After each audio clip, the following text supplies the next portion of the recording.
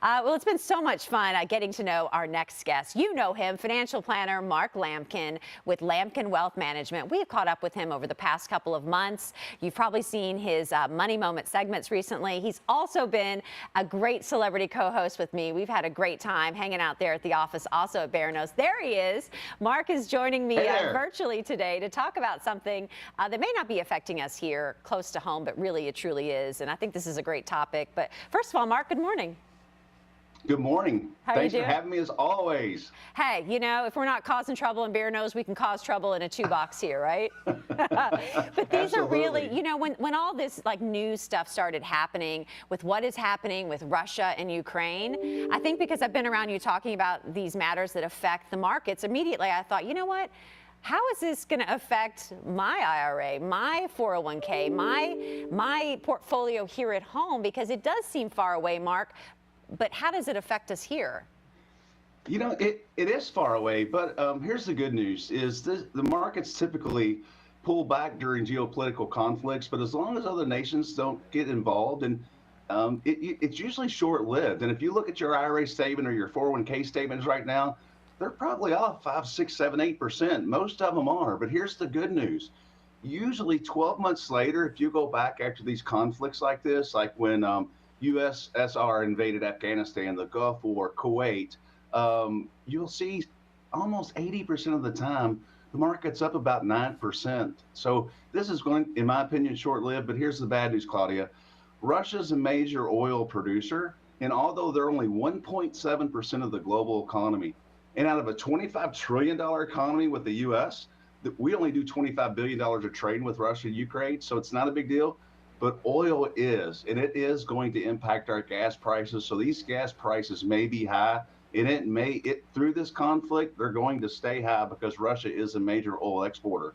That's why Jerome Powell in this meeting in March may slow the pace of interest rate hikes, which is a good thing for the market because it's unclear how energy prices and gas prices are going to affect us here at home. What advice would you give to people that still feel a little nervous, right? Like, what do you tell people to hang in there, stick it out? Yeah, you know, make sure you have that plan. Here's the good news. I was working with a 36-year-old doctor yesterday, and his #1 question was, should I quit putting in my 401k right now? And I'm like, heck no, you should double.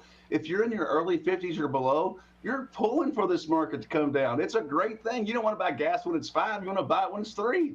So if you're below the age of 50, it's great.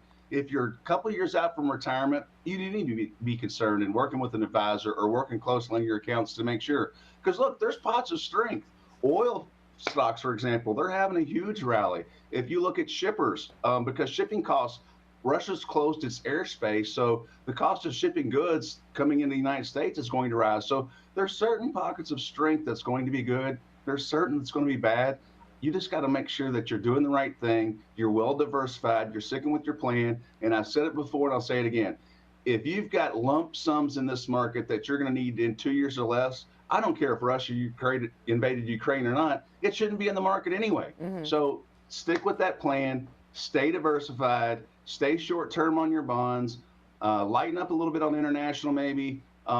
Depending on there, but this is going to pass. This, in my opinion, is going to be short-lived. This is not a huge global conflict and should not turn into one.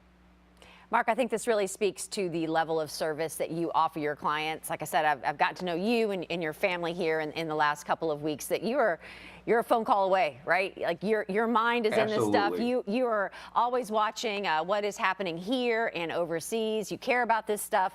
And I think that really speaks to you offer a different level of service for your clients.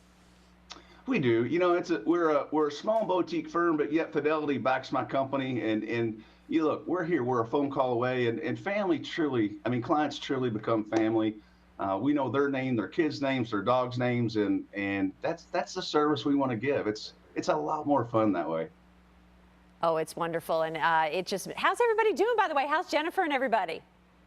Hey, Emma Grace went to the zoo and saw her first gorilla yesterday, and she didn't know what to think. And the gorilla slapped the glass, and she cried. And Sydney called me, and I thought, can I whip a gorilla? And then I thought, nah, probably not. So I stayed here and watched Ukraine and Russia stuff.